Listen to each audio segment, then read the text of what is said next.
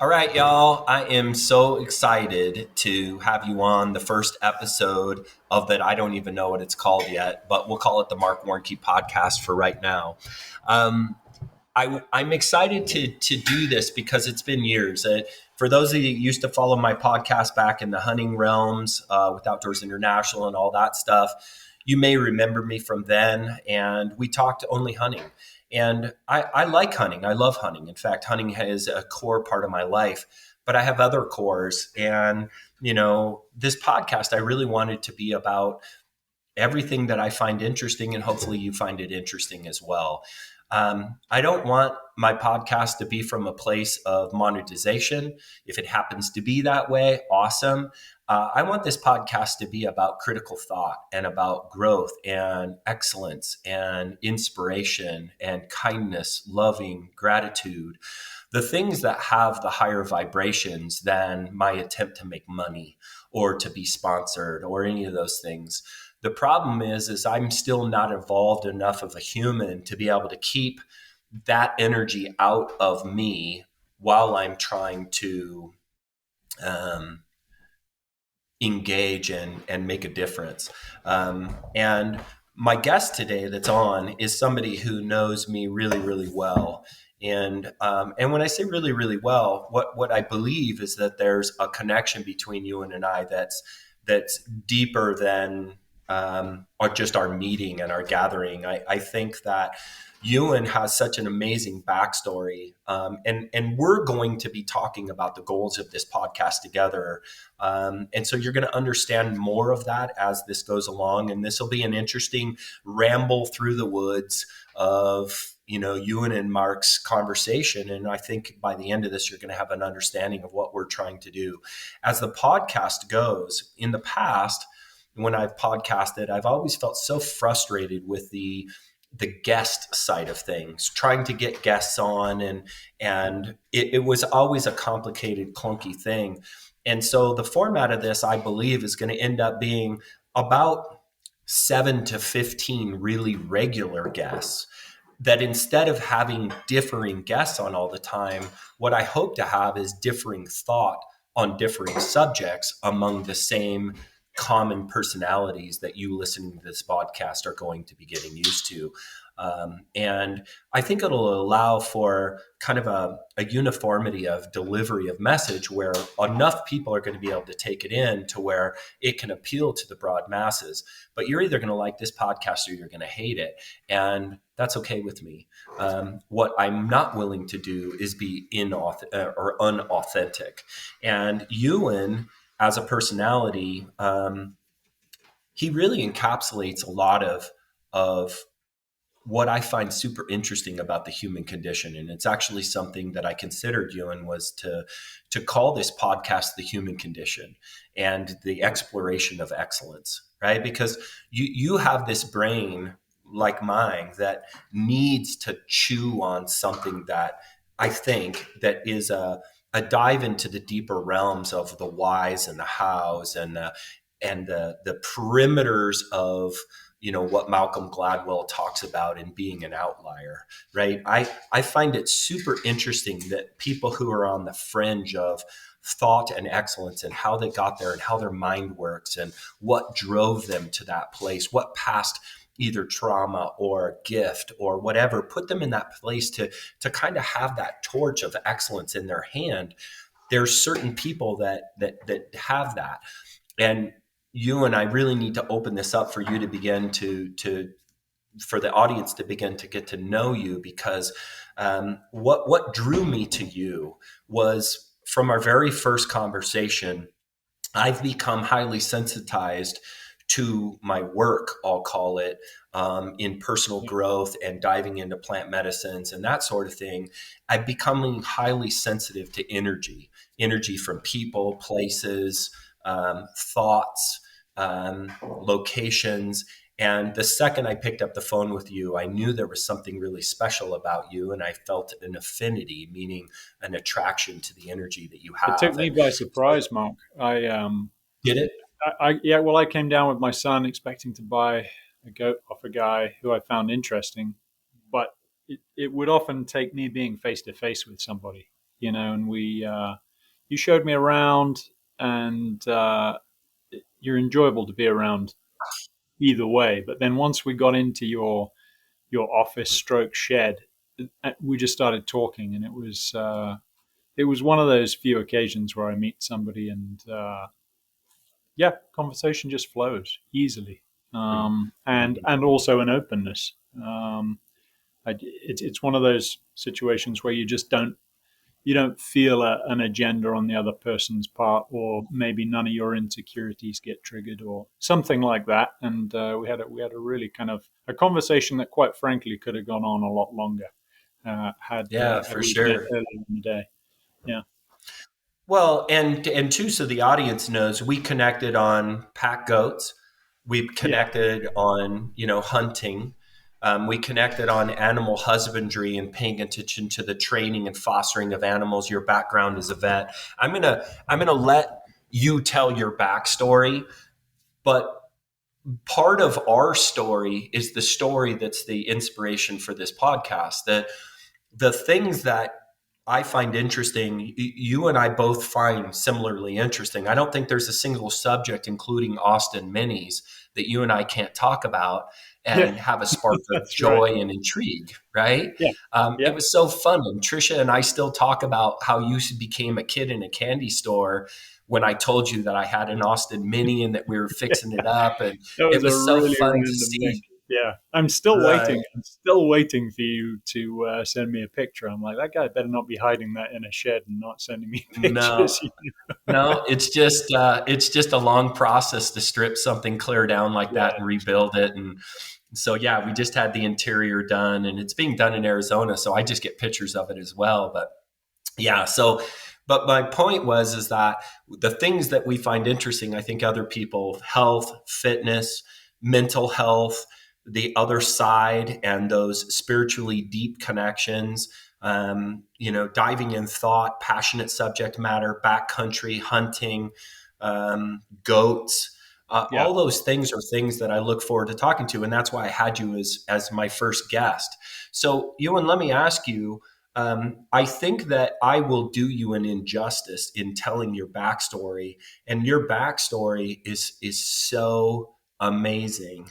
And I really think that kind of if you could share with us with that, and feel free and kind of tell the long format, where you were raised, Okay. what your educational background is, what your family is, and then that life event that sparked such deep conversation and a change for you in your life.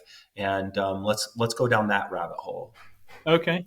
So, my father and mother moved to Kenya in the 70s, and I was born there, uh, third child. Grew up in Nairobi, Kenya, for about 10 years myself, before moving to England. My dad is he's a veterinary scientist, so he researches into tropical diseases. Just so happens that my one of my brothers has ended up doing almost precisely the same thing, and another brother has also gone into science. And my younger sister, I would call her an artist, and a slightly different character within the family. She's just a more creative kind of soul. And after Kenya, moved to England, got the slight culture shock of moving to the Western world, which has all How old sorts were of you people. then? I was 10, so Okay.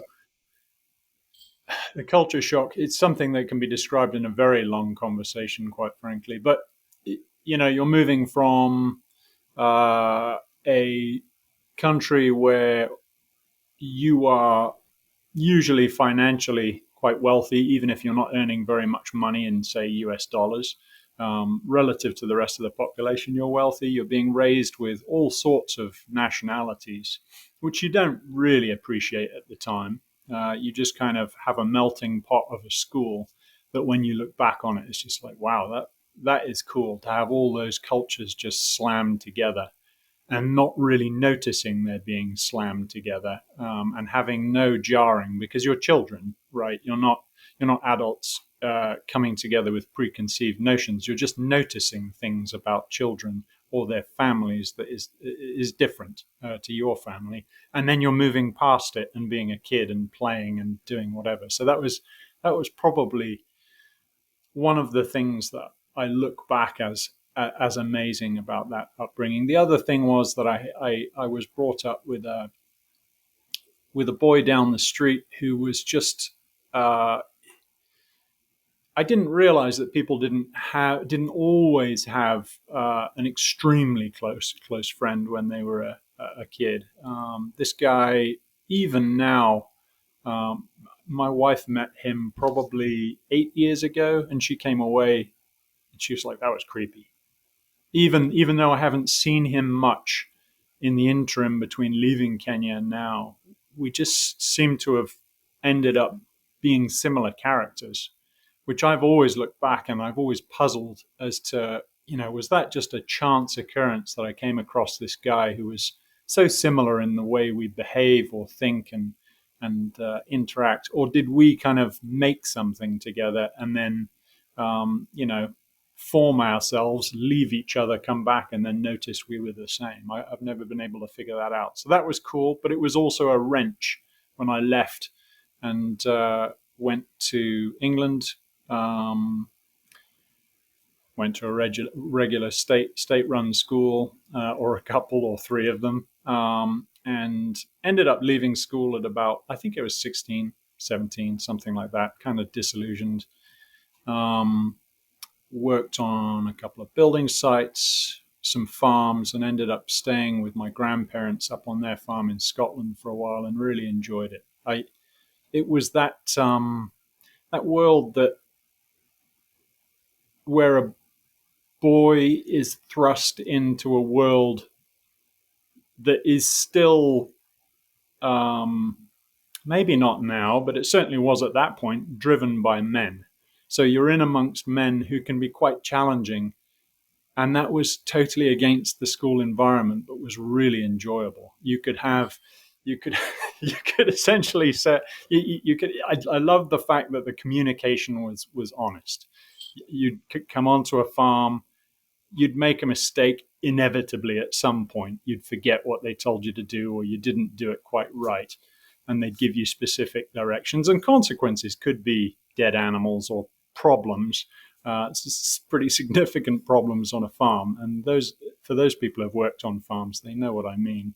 And you just have a farmer turn around. I remember one, and he said, "Listen, you can make one mistake on my farm. You can make multiple mistakes. But if I tell you once you've made a mistake and you make that mistake again, you can fuck off."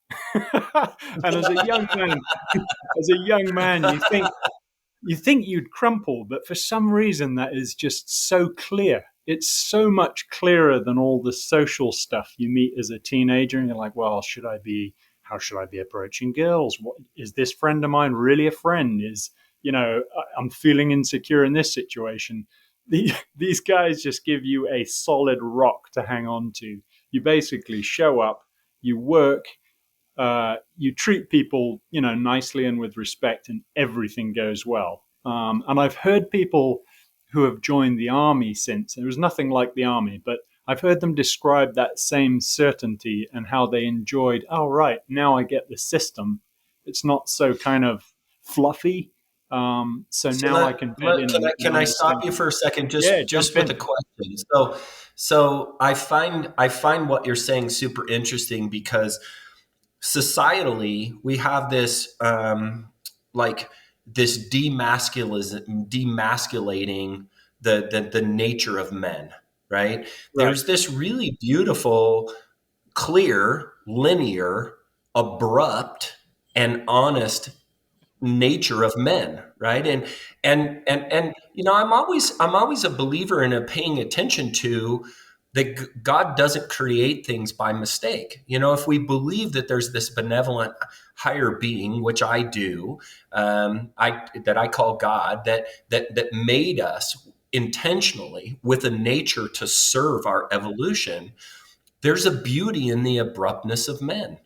And to denounce that and try to alter that it's really interesting that you say in a boy's mind that it created predictability for you, that if you told that story as you just did, there's half the audience that just went right, like going, oh my god, he had to hear that from somebody. Man, how did he feel when that happened? Was that, oh, was it right? And yet for you, you had like this really great appreciation in the kindness of clarity, right? Yeah, Because it we've simplified now everything. right. We've defined what kindness looks like, and kindness can look like something different for different sexes, different cultures, different people. And for you, it would be similar to me. Now, I was such a people pleaser as a child and so scared to disappoint people because I believed so little in myself that if somebody were abrupt like that with me, I would have had great difficulty then being super scared of his disapproval in the future because I didn't have a wholeness and completeness that could have heard that. Yeah, But yet there's an the only thing I'll say about that, Mark, is there was a subtlety to a lot of the way it was done. So a lot of the guys I'm thinking of are Scottish. And there is a slightly, oh, it feels a little bit like a mean part of the culture when you're experiencing it. But then if there is any vulnerability, often people who raise animals just naturally have a softer side. You just can't. I mean, these are men who raise sheep, and sheep are irritating. They don't think. They just all glob together, and then if there's a gap, they all run away. If there's an animal you're going to get irritated with, other than maybe a pig, a sheep is one of those animals that are lovely animals, but in trying to handle them and making mistakes, they can be extremely frustrating. So the job itself almost grinds in patience and compassion to these people. So they can be gruff, but if they noticed something like a kid who couldn't quite bear the burden of a short, sharp fuck off or something like that, they would soften it and they'd turn it into a tease instead. And then they'd wait until you eked something back at them. And then they'd enjoy it. And then you'd see them enjoy that tease. And then they'd build a rapport. And then they'd know when something's serious. Now I can tell him to fuck off. You know what I mean? So, right. so Well, and I think you probably will have felt that or practiced that maybe in your camp, that kind of ability to, yeah, you can be straight, sharp, and spiky, which is natural for people, not just men. I think you can be spiky. It's okay as long as as long as in the long run there is some kindness and compassion there, and you've got a little bit of suspension somewhere. And not sure. always. Some guys were outright mean, but you learn how to Well, work around them. You know. yeah, no, it was not that I think that in any way, it was just a paying attention to. It's an interesting paying attention to because as an adult, what I was going to finish with was as an adult where I am today, having myself. I didn't have myself till I was in my early 30s, honestly. Yeah, I know that I feeling. still deeply believed in my early 30s, if you really knew me, you wouldn't love me. And I still struggle with that old voice that says, you're a fraud. And I think all of us in some ways do. But for me, I was overwhelmed by that voice. That was 90% of who I was as a young person. And so my ability to authentically see people for the message they were communicating from their differing positions, there just wasn't room for it. I didn't have room because I was barely hanging on to knowing I was a functioning human that deserved God's love. I mean, I had about 10% of that me. And so when you don't have enough of that, it doesn't allow for anything else. I used to say, when you're operating life from a 1 to 4 on a 1 to 10 scale, which I was, good days were a 4 for me, bad days were a 1, 0 meant death. Then when I operated within 1 to 4, it never allowed enough room for thoughts of others. It was only when you're in 1 to 4 in your life, you really are just basically hanging on. You're Yeah. surviving moment by moment because you don't have enough of yourself to have extra for outside thought. It's always, what do I need? I'm this love soaker because I don't have enough myself. And Right. so And it's it was just interestingly that enough, observation. that's how I was at school. I was kind of Interesting. maybe not expressing it in the same way. I don't know how you expressed it, but I essentially expressed it by um, just rebelling at everything, being aggressive towards everything, um, Interesting. In and what way? Like not oh, willing to comply? complying with nothing. So, like, um, That so strikes me as weird because you're such a kind and gentle well, man now. yeah, So it, give me a it is for weird, but example. so, well, I mean, if I would, you you start in a primary school and you come from Kenya where you just play cricket, how normal people play cricket with a cricket ball, and you arrive in England and you're playing it with a tennis ball. And I'm like, no, I'm not playing. And they were like, why? I was like, because this is a tennis ball. It's for playing tennis.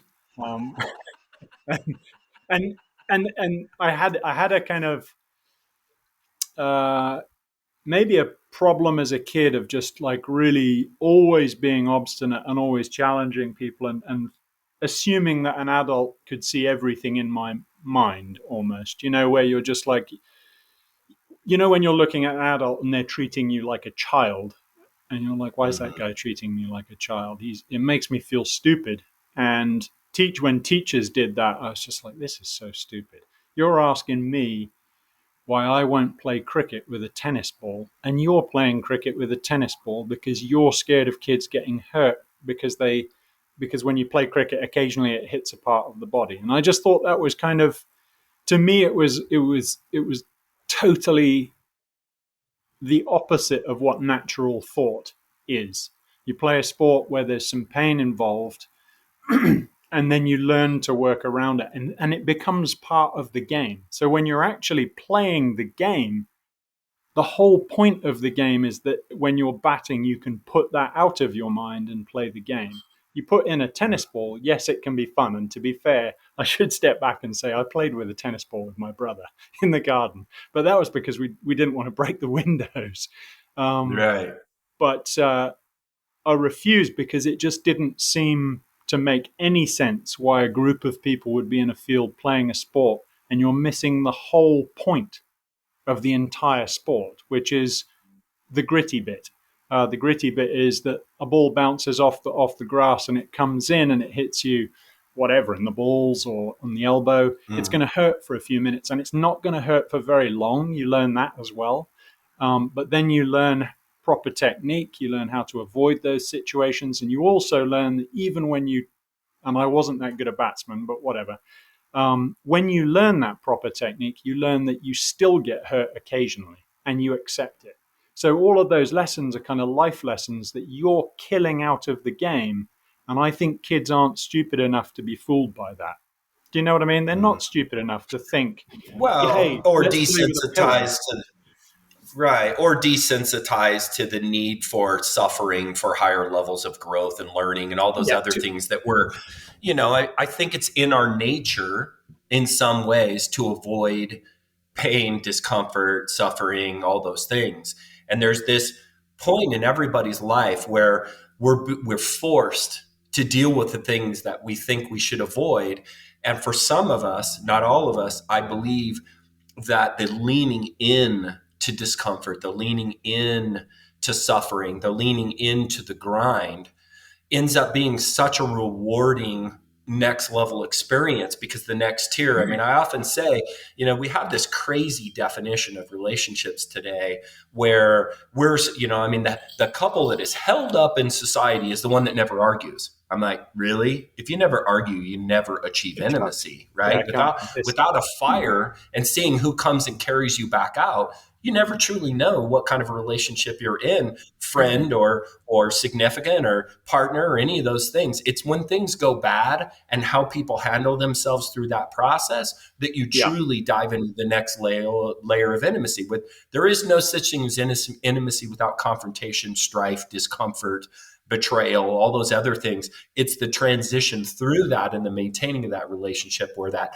true depth is gained. But again, that's uncomfortable, right? And there's some yeah, suffering to it. So let's try to hop on down further down the bunny trail of your backstory, because one of the things that makes you so juicy as a human and so introspective, I really want to explore this in future podcasts and everything else like that, but I really want to know the depth of understanding that you have as a human about the finer things are soon to come. So here's your childhood. You're raised with a, as I see it, highly brilliant intellectual family, and you have this affinity through farming and through veterinarian,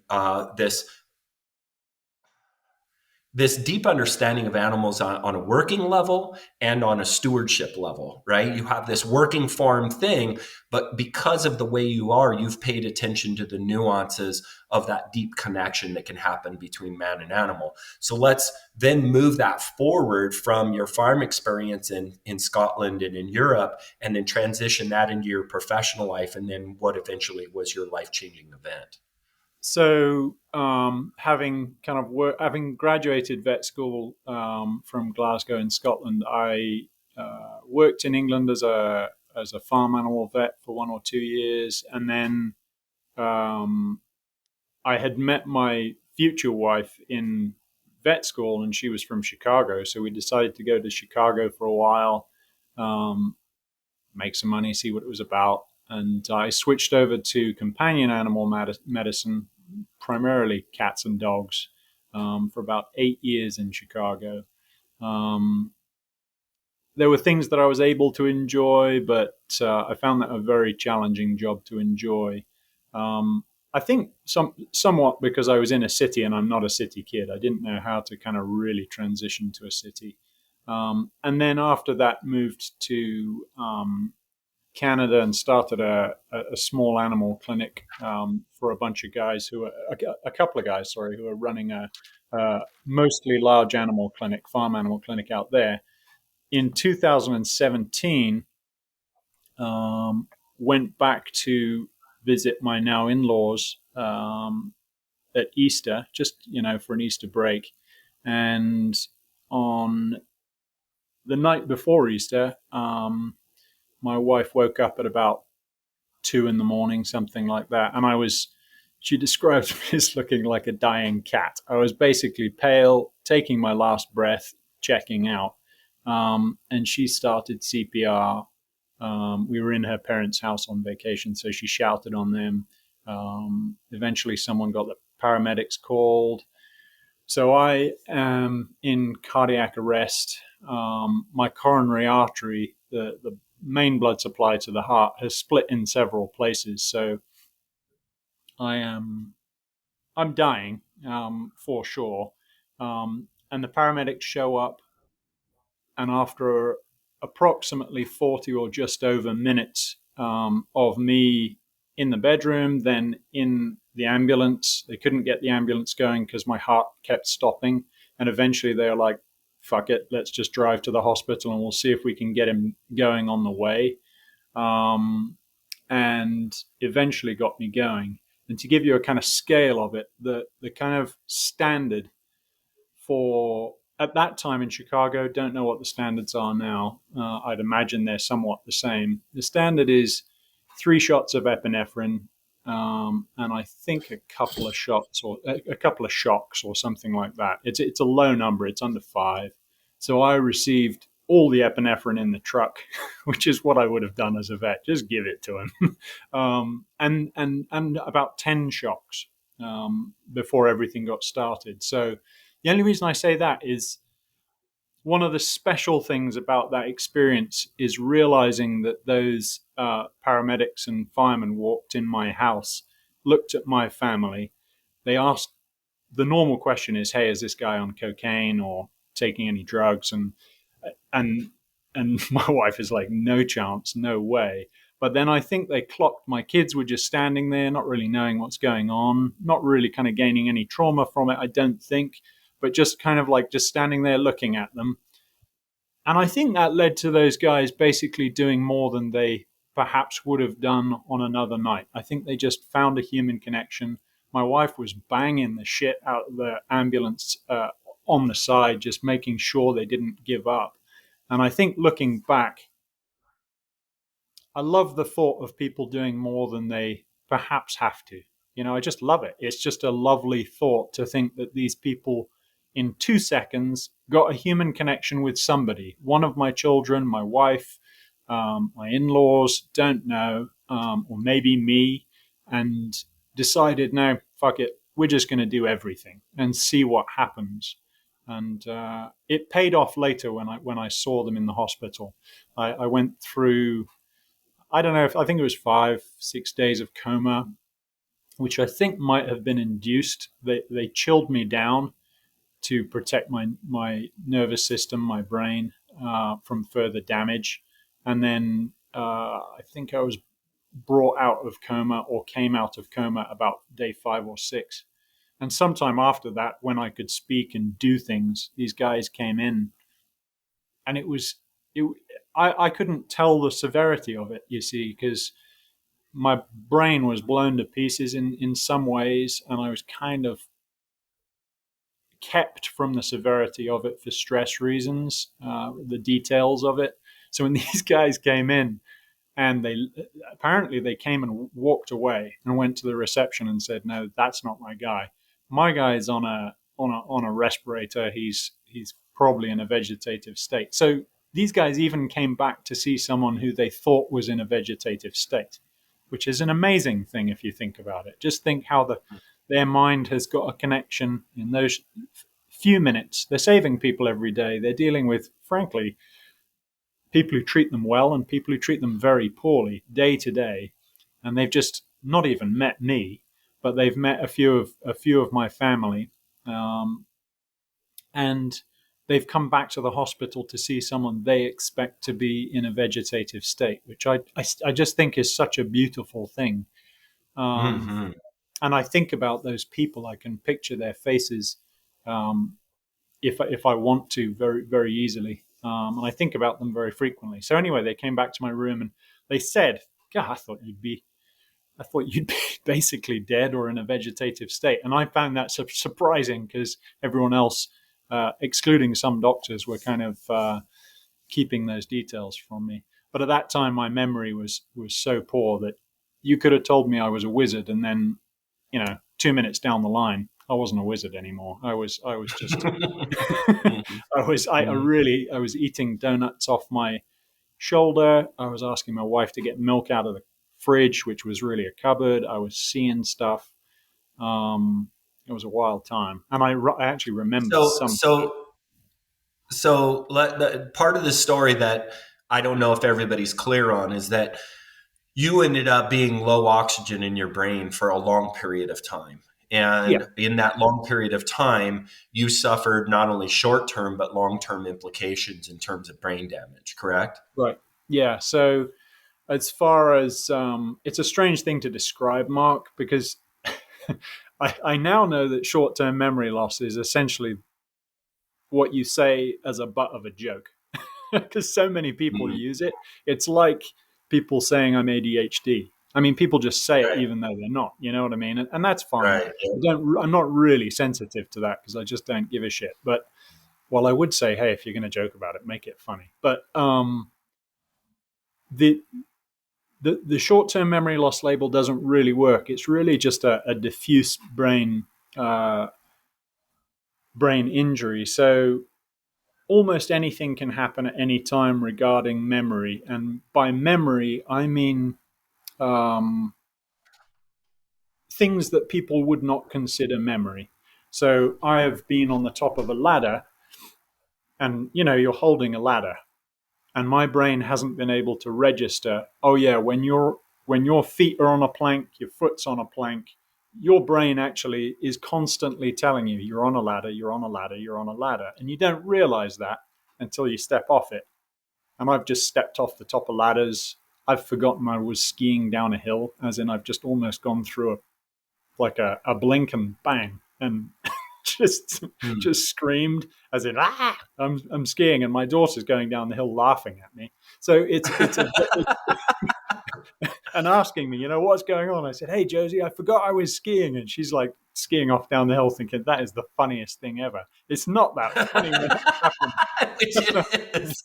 Yeah, it is exactly. We're hence Yeah. the butt of jokes. It is a funny thing.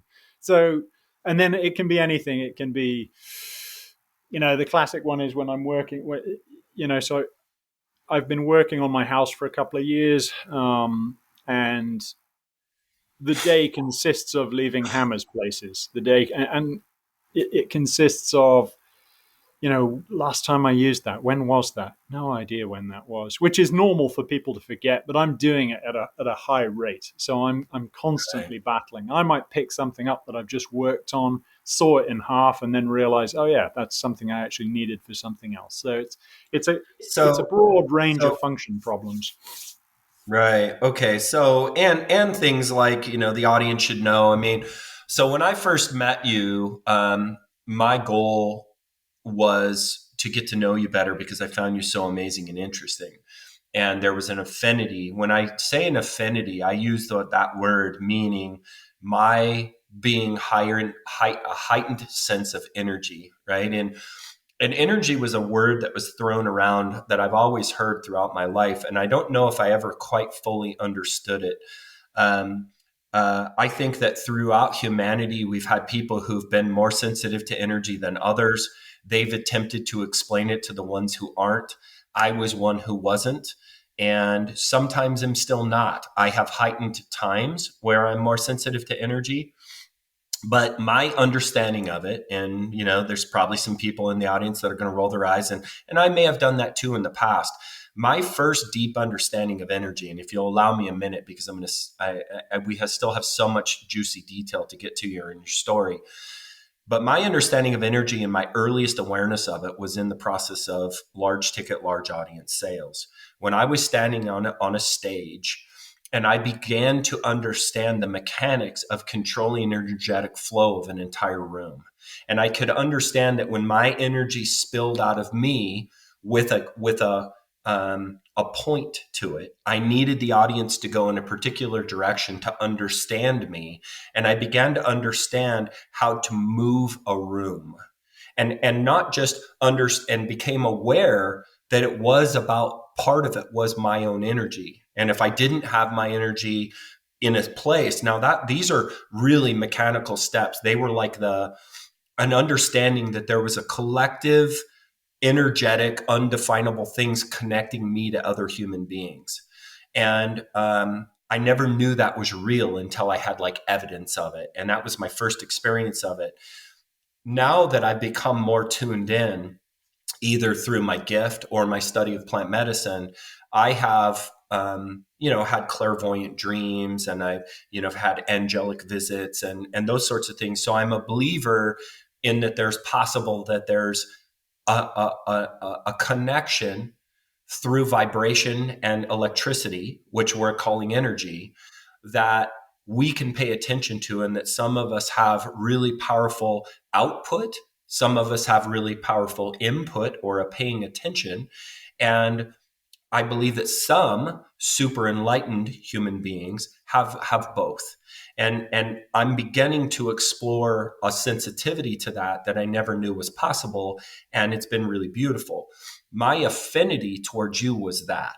Energetically, I was pushed by something within me, which I'll call my spirit, that said, you need to get to know this guy. There's something bigger here for you and for humanity, for you to lean into this relationship. So you need to go and explore. And I believe our spirits push us through this really beautiful gift called curiosity. Intense curiosity is like the language of our spirit, right? And when we get these really big pushes of curiosity, I believe that's our spirit speaking to us saying, you need to go explore this area because there's something here for you. And I found you deeply curious. And so in that affinity and getting to know you, my infantile understanding through what I've been shown through these clairvoyant dreams and angelic visits, that have all been in dream, and then to have your story and to hear this death experience. So now we understand kind of the brain side of that, but what you were shown and your understanding of it has always been so beautiful to me. I'm super curious to have you begin to lean into that side of the story as well. Yeah. So I will say that I pretty much didn't and don't talk about that just as a kind of thing in the street or meeting people. Or I've had a Of few people course. ask me. Obviously, a very occasional person will ask you, "Hey, did you see something?" But actually, most people avoid it altogether. Um, Hmm. Either out of politeness, but I think more out of a I'm not sure I really want to know kind of feeling. Hmm. That's what I get anyway. But I had a memory of something that I basically just put to the side, and what it was really, the things that triggered it initially were, so I had like a massive fear response after I left hospital. That wasn't me thinking, "Oh, I'm scared of everything." It just when an ambulance went by, I was just I could have done anything. Like my adrenaline was pumped. I was ready to run, jump, do whatever, and I didn't know what to do. There was nothing to do. I might be in a car and I'd just be shaking. Um, and then it would bring on all the rest of the memory after that. And my mind initially said, "Is that real?" That I would hear an ambulance and then I'd get a memory of voices, uh, ambulance noise, beeps, things like that. And I think that's really odd. Um, and it brought on a memory of essentially what I think is the death experience, or what I listen. I would say I know it's the death experience, but there's no point saying that when you're relating it to other people because it's either believable or it's not. So essentially, it moved from um, noises, adrenaline, almost. Even though I'm a basically a body in an ambulance, it moved from noises, adrenaline, and essentially because of just this pumped up body that just wants to escape it, is a feeling of got to get out of this, got to escape, got to move, got to do all of that, and you're not doing anything, you're laying still, so it's like a still panic. You're sucking in Hmm. all the information. I wouldn't even say panic. It's just one of those situations where when you've been under control and been able to get out of a situation, you have the same adrenaline, but you know what you're doing. But it's almost, I can only equate it to being an ant under a boot. You know where you got to Hmm. go, but you're not getting there essentially. So essentially, a feeling of relaxation came once you realize you ain't getting there. It was almost, or you were getting closer to death. It's almost like your body naturally just, fuck it, relax. There's nothing you can do. And then the mind did something, um, or my perception of my mind did something in steps. It essentially um, dissolved my personality. Um, and I mean personality by, you have an idea of yourself, you have an ego, you have an understanding of what makes you tick. Um, and it's almost funny to look back on it because all of those things are just such superficial things, and when they were pushed away, it was just instant. They're gone, and it was shocking. Although I don't think my mind had the ability to be shocked within that space. I think in hindsight, you think, gosh, that stuff all just washed away almost in one wash. No ego, no, hey, I'm a guy who likes to exercise. Hey, I take pride in this. I like to do a good job. That's all just nothing. That was nothingness. All of the things that you hear in society, actually. Oh, he was a hardworking guy. Oh, that guy's done well for himself. Those things that go to tweak you as a child and a young teen, and then you basically either you don't even choose to absorb it. It absorbs into you eventually or initially, whether you wanted it or not.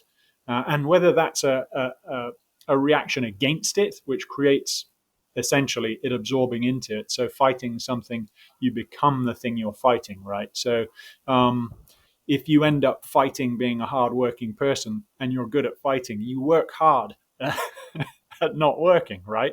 So you become good at it, and then eventually you find something you like and you work hard at it, and you realize, oh, damn, I work hard at things and I take pride in it. And that thing seeped in. So it was funny how all of those things, all of those little ideas you have about life just gone. And then there was just a slightly more complex version of consciousness with ideas of myself. And I went through, I think after this kind of washing away of that, I went through basically a life review, which is really common. And it's not something that's described very well, in my opinion. Um, it doesn't involve anything related to anything you achieve. It sadly, it doesn't often concur with the things that you would like to review. So if you think you were really kind in a particular moment, it might not come up. So that your mind might just look at that and say, "No, sorry, son, this is where you're going to look." So it really isn't biased. It looks at horrible things that you might not even have thought of as horrible. Just calling someone a nickname at school, and it expands it to all the potential things that that nickname could have caused. So you don't know specifically what it does to that person, but it does look at that person and everything you ever observed about that person, and it makes kind of a little tree of possibilities that you immediately understand, a tree of possibilities of what that comment could have done to that person. And it's really, although you're not feeling emotions, you can see the sadness and the lack of empathy and the lack of understanding in what you did. You can just see it. You think, gosh, that I never really thought. And you don't really think that, but you just see it instantly. And then you go through all of the other human interactions. A very small number of animal interactions were in there where things were done that were out with what. So you wouldn't go through every interaction you had with an animal if you were a veterinarian, for example. The interactions that I went through were ones with, say, one of my dogs, ones with a rabbit that I came across and I killed because it had myxomatosis when I was a teenager. And I always wondered, was that kind or was I just being brutal? I don't know. I have no idea. I just picked it up and swung it around a fence post and I put it down, and I kind of felt a little bit, I don't know, sick afterwards. And after that, I always did that because it felt like the right thing. But that came up, and I just thought, and that came up as a positive thing. So I was kind of like, well, that's nice to see, because I wasn't telling myself it was positive. It was almost like a bump. Oh, I understand it. Not because I'm arrogant. My ego's gone. I understand it because I can only say I'm being shown it. And then you go all through those human interactions, and I have to say that lasts no time at all. I think it seemed to be like a flash, but a flash that could encompass your entire life, and then all the possibilities that your life could have dropped little positive, and little negative, little let's say butterfly wing flaps everywhere. And then what could have happened in every direction in an instant. You understand it. And it was, I struggle with this one because I say it was worth seeing and an amazing thing to see, but I didn't die of pancreatic cancer, right? I didn't suffer for months. You know what I mean? It's a really difficult thing. Like, I'm not singing it from the rooftops, or certainly I don't want to, and I don't want it to sound like death is a glorious thing. Um, but it might be nice to know that that's there, um, if you are suffering. Even though a part of me says, gosh, I hope I'm not misleading someone. You know what I mean? Part of me says, why do you have the right to really talk about this? It's that old kind of feeling of going to university and always feeling like you don't know enough. You know what I mean? You just say, well, yeah, I Well, is bet. that yeah, but is that your current humanness? I mean, in that place, you were just in a place of receiving, right? So Yeah, exactly. I this is wasn't this thinking is about it.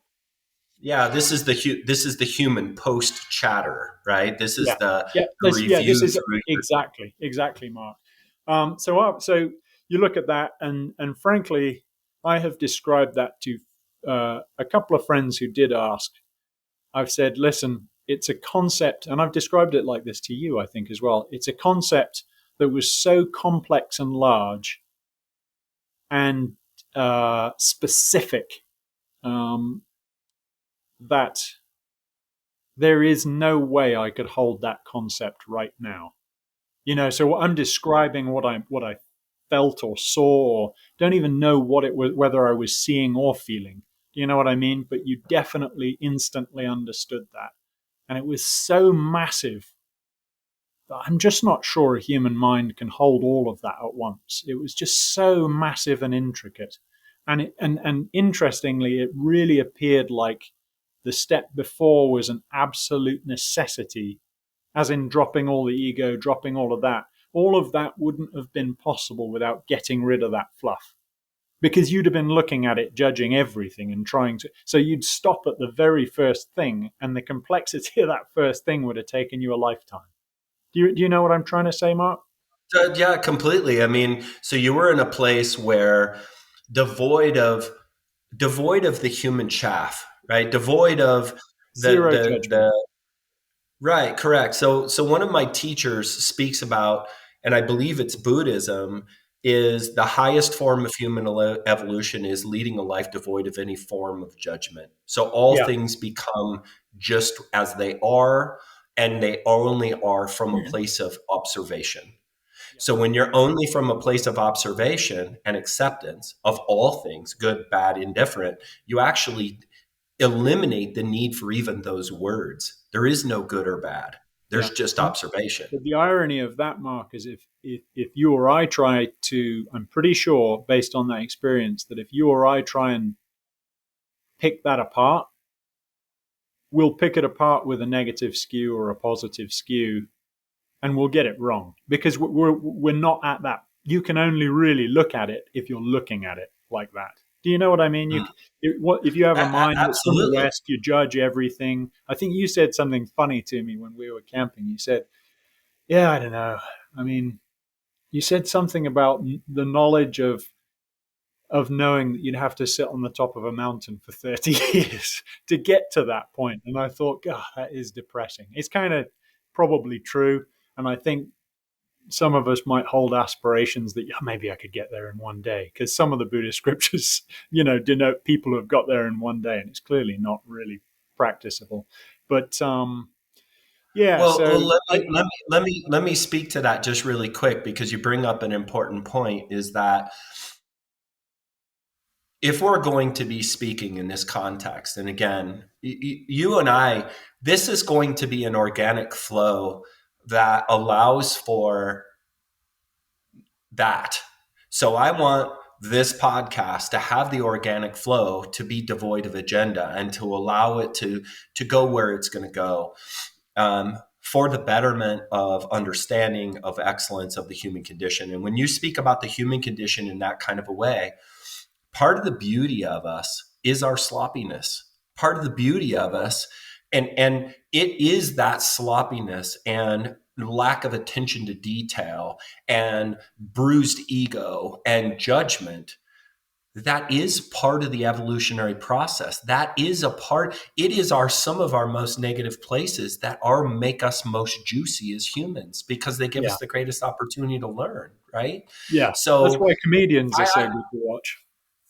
right. Yeah. So I don't know if I don't want to miss out on the juicy part of life of being fallible and all those other things to achieve the highest level and meditate on top of a mountain, because I would miss out on being a dickhead and then getting a chance to say I'm sorry and Right. deepening a relationship.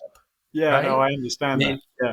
yeah. So I think one of the things that you said when you were explaining to me, and I so enjoy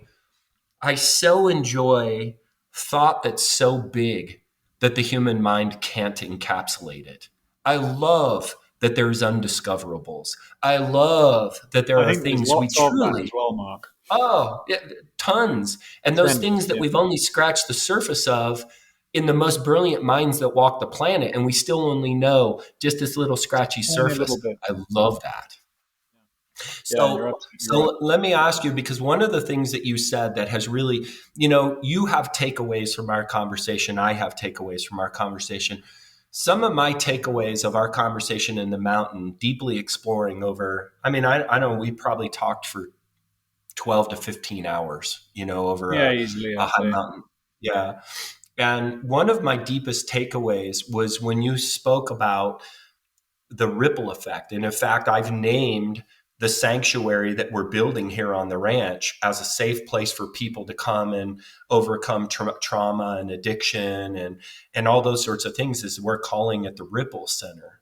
And that when you explained that, and you made me understand it in a way that acts of kindness and or acts of greed become like a drop in a pond.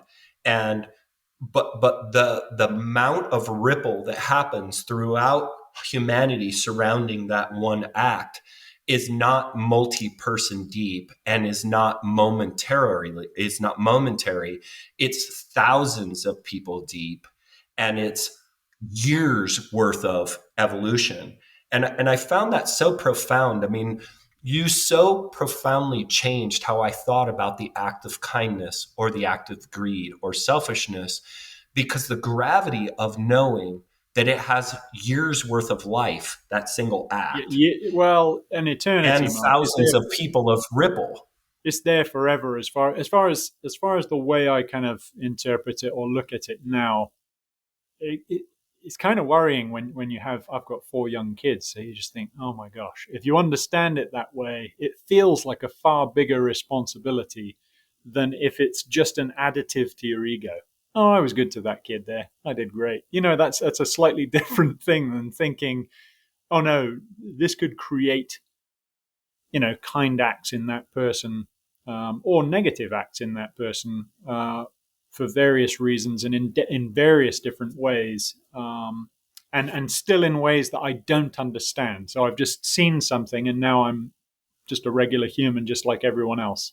Um, but having seen that and knowing that there's a whole load of things that I don't understand as far as how far things reach and how powerfully they can affect people and the people after them and the animals after them and whatever, um, is quite a heavy thing in some ways, but actually, really, if you have the ability to appreciate it for even a short time in depth, it becomes incredibly positive, as an overall concept, I think. Because let's say you are someone who was young, an addict, valued yourself, not a job. Let's say you maybe haven't behaved particularly well, from anybody's measuring stick.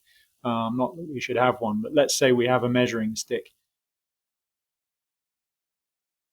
The fact that you can do one thing and it's essentially powerful and ongoing for the rest of time, per my interpretation, if you can interpret it that way, that is quite a load off. Because all you've got to do is yes, you've got an awful lot to overcome, but if you can appreciate what just doing good in one instant can do, that should make you feel better about one instant. You know what I mean? Whereas when you think you're a piece of shit, essentially, you can do something good, but then immediately flop back to, oh, I'm a piece of shit. No, not really. You're just what you did in that moment. And before it, you were what you did in that moment too. So it can be a balance of good and bad. But that's cool because the next moment could be positive. And I can affect its positivity and negativity if I understand my own ego, my own consciousness, and the fact that a lot of the negativity comes from the chaff on top. I think that's fairly well recognized by people. I think people can kind of say, well, yeah, the bullshit my family gave me and maybe the generations before gave me, all of those perceptions of culture and things like that, and you should be this, you should be that, make me react to that person who just said something quickly and maybe angrily, and then give them something from my negative bank. And I think that's not talking in a kind of super spiritual or fluffy way. That's pretty. Everyone knows when they do that. You flip the bird in the car because it's a teenage response and you just kept it. And then you realize, hey, what if they're on the way to the hospital? I mean, what the heck am I doing? So, So let that me ability to, ask you. yep, Let me ask you something. So if we have this belief structure that there's this negative and positive energy, call it good or bad or whatever, choose you, shadow, light. If we put value judgments on an act of kindness, loving, whatever it is, and then we pull back from all forms of judgment, right? If yep, judgment no longer exists and things just are, yeah, and then there is no definition of good or bad. There only is. that's a And in good that point. place of is, right? Then we get to explain that piece of humanity that says, well, if all this is all so loving, then why did 8 billion people die due to this disease? What benevolent being would have allowed that to happen if there's this divine orchestration? Where's that explanation? And the way that I've, because it always goes this direction. If we have this move towards benevolence or this move towards kind, loving, gentle, grateful, all those things that we aspire to be, I aspire to be more like on a daily basis, then the shadow side of us that shows up, if we denounce shadow or light being good or bad, it only defines each other, right? I've heard it said before, then it's really beautifully said, that light cannot have definition without shadow. So it can have form. And so the form of light is defined by shadow. But shadow is not necessarily bad and light is not necessarily good. They just are, right? And so if we believe that, then we have this explanation of that we are only progressing, and I think this is where the study of the Hawaiian principle of that whole Ho'oponopono, which is Yeah, the you talked about that. creation right, and it's create right, more right, and there's no step in there that defines wrong. It Yeah, only says that can I whatever jump in action there, is Mark? right. Pardon So me. I would interpret that last little the chat about light and dark slightly different based on my experience, not necessarily just as a point of argument. It's not a point of argument. No, no, no, no. Um, That's why I so wanted. That's why I brought it up. so the Hawaiian saying is in that you actually I'd never read it or heard about it. It's more true to the feeling of when you're in that dying experience and you see those things than seeing both and not judging both. You see, because when you see those actions, you understand also where those actions came from.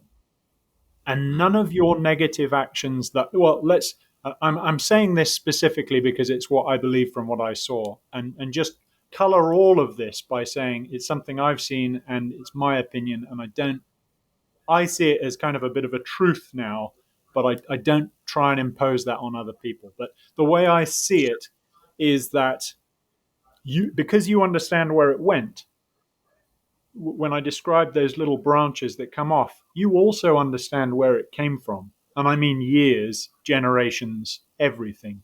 And you see that all of the negativity that you put onwards is either negativity that you have created, but usually as something that has come from another negative, has been created as a negative. And that's only really appreciated when you move on to the next step of death, which is frankly bonkers and almost impossible to explain, and all words just can't really do it. So, before I go on, you've got that You see what I'm saying? So you don't see it only in the complexity of looking forward and what it might have done to that person, positive, negative, whatever. And you're not really judging positive or negative. You're correct. You're just seeing what happened. But there is a sense of that was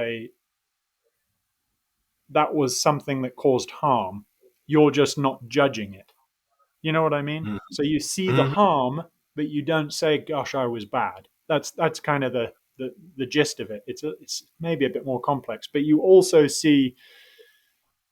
I don't want to really. You don't want to get into family blaming and stuff like that, but you really do see the complexity of how your family has formed generations, and you know how your uncles behaved. You know how behaviors that were acceptable in your family. Those things are hugely complex and come from a complex set of repercussions down the years, and they can come from things like not just your family, like your country history, right? So you've been brought up in a family in a war torn country. Those families will behave, and all of our countries were war torn at one point.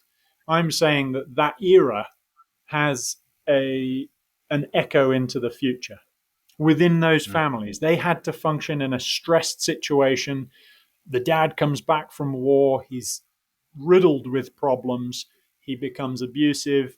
And that wasn't necessarily who he could be, but that's who he was in that generation. And that created ripple effects down the years. Now, if that was a country that was constantly poor, destitute, and suffering at the hands of another country, I think that had a ripple effect down generations within that country, within multiple families. And then the fact that there was a multiplicity in it meant that those families had different, they developed different behaviors as a town, as a village, as a city, and then as a country. And that's not Okay. to say some countries are good or bad. I'm saying there's good and bad in every country's history, but both of those things go into creating every single person in the country. And some things outwith that country too, right? Because there's travel into countries and stuff like that. So, yes, um, there is no judgment of it necessarily, but there is a knowledge that harm comes from that, and that good comes from that. Do you get what I'm saying Okay. there, Mark?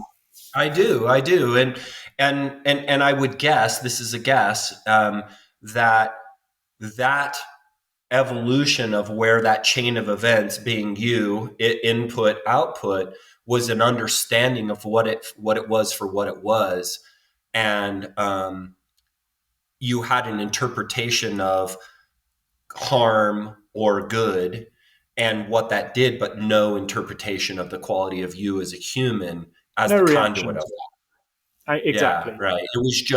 It was just the story that was being told, and it still had quantity, or or Yeah. or it was quantified, right? There was a scale. Yes. And so let me ask you this then, because this is a very poignant question in this point, is that, do you believe then, and I'll pull out my interpretation of this because I think it's important, is that, do you believe then that there is an understanding of humanity's overall evolution in this? Do you believe that we're on a sliding scale towards being higher beings as a collective as a result of this? Or do you Not believe that's a not necessarily. That's up to you and me, Mark. Right. So, um, no, not necessarily. Absolutely not. I think I think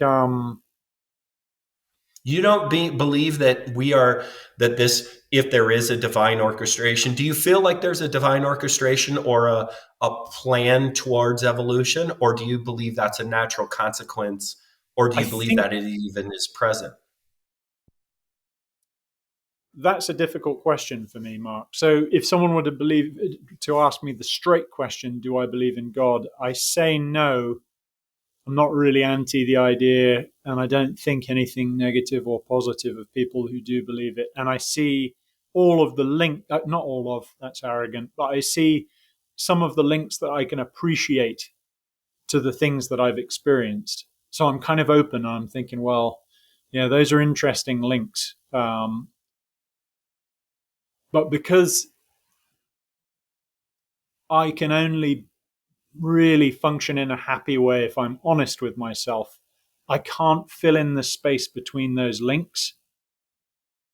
I can't just say, yes, I believe in that. Do you know what I mean? And whether anything is orchestrated, as far as the feeling when I was dying, whether something was orchestrated, no, it did not feel like it was orchestrated, but it did feel like when I moved to the next stage, which was essentially like a bright light as far as what it might have looked like. Not that my eyes are working, but it looked like a bright light, but it was pure consciousness, goodness. You'd have to say love, and there was zero negativity in there. And I mean, I would be a sarcastic human. There's just nothing left. There is nothing other than a positive. You could call it a force. It's a bit of a fluffy bit of language, but it was really difficult to explain. But it was absolute bliss to be a witness to it. And it was, depending on how much you've suffered. For my life, I'm glad I've gone through all of the things in my life that led me to that. So the negative things in my life really paled a little bit into insignificance at that time, Mark. Not necessarily while I'm describing it to you now. So I could crash a car today and I'd get really frustrated and I'd be in it just like any other human. But at that time, I was able to appreciate, just a positive source. I didn't even think it was humanity. I wasn't even sure it was humanity. It was like a consciousness. Is probably the best human word for it, I suppose. Best English word. So, what my understanding? Let me make sure I'm clear. I understand you. So, after the review of sorts and the enormity of that, Mm-hmm. I feel like I have an understanding of that, and I know there's a billion different things we could pick apart in that would be super interesting. At the end of that, you were in the presence of, it sounds like, or moving towards um, the Enveloped by highest would be the way I'd put level. it. Pardon me. I'd say enveloped by would probably be the best description. Interesting. Interesting. And as well So as a in part of. Sorry to okay. interrupt. No, no, no, no. I mean, again, I'm trying to have a deeper level of understanding. So enveloped by, becoming a part of, or being, welcomed. Was there a feeling of welcome? There was no absence of welcome. Okay. You Yeah, know what I I can, mean? I mean, I can under, it just has to be welcoming because there is no negativity. right, Um, right. it I, just I, I'm only sharing this because, again, I had my angelic experience. I got to be in the presence of an angel and help somebody experience, death. So I got to be a part of somebody else's death experience in and understanding on that level. But my largest takeaway of it, because I believe I was still in the human form experiencing that, there was a break, right? I don't know if I could fully experience that because my humanness was still there, still looking at it from the human yeah, place. But I that's got all. to understand that there was a difference between humanity and spirit. And then also being in the presence of that angel let me know, because I feel similarly to hearing other people's near death experiences, that I literally prayed every night for 6 months for her to come back selfishly, because Right. just to be in the presence of that pure love, pure acceptance, and all those words that you can't find to describe what she embodied. And um, I don't have the words either, other than to say, use words like bliss and to use words like a deeper state of love that isn't capable here on earth. And I was so intoxicated by it that I prayed for just to get a chance to be close to it again. Yeah, Like yeah, I've never that's prayed. what I've been doing since, Mark. Reading and investigating and saying, well, what is the deal with that? And that's one of the things that happened once I got out of hospital. I started listening to books for another reason, and then I just gradually kind of came towards, I got to take a look at this. I'm not speaking to anyone about it, but what is the deal? What is going on, and why is that memory persisting? And why won't it? I mean, it was so clear, and I was forgetting, day to day life stuff. I was just forgetting constantly. I think my wife remembers at one point she took a picture of all the fruit on the counter. I was like going to buy bananas every second. I bought bananas, apples. I went out, bought some more bananas and apples. But this thing stayed as clear as a bell, never really went anywhere. And it didn't trouble me. I just didn't know what to do with it. And I thought, you know what, it's stressful for everyone around me. I'm not going to talk to anyone about it. And I went through um, an odd 3 or 4 months where when I describe all the stuff fell away, like ego and just all the chaff, all the stuff that you build up through life. It seemed to me as though I came out of hospital just totally empty of that. Um, but in an odd situation where people are treating me not less than, but they treat you like a patient. You're forgetting things. It's stressful. At the same time, I'm freaking out because a squirrel jumps out in front of the car. But the back feeling of all that is a lovely feeling of, I'm just looking at it. Bang. I'm just seeing things. I'm seeing a guy who's angry. Um, I'm having conversations with people selling me coffee. Whereas before I just go in, queue up, thanks, have a good day, blah, blah, blah. But I'd actually strike, which is totally unlike me with total strangers that, you know, I would usually judge whether I have a connection or not. I was talking to anybody, and not like a crazy guy. I was just like, they'd say something like, you having a nice day? They'd say it as part of their sales shtick in Starbucks or wherever you got your coffee. And I'd say, yeah, what about your day? I was like, you have to come far to come here. And I was just having a conversation because I was so interested in the person. And then I was walking around the streets and you'd see someone angry. And I had this feeling, often when you're yourself, let's say, and you've got your ego and everything, you look at someone angry and your first feeling can be, what a jackass. Why don't you just let it go? Or, why do you have to be so mean or whatever? Maybe I should go over there and have an argument with them and just, put them on the back foot and tell them to bugger off. But I wasn't doing that. I was just looking at them. And because none of my crap was in the way, I was only seeing a problem. As in, I was seeing their pain, I suppose.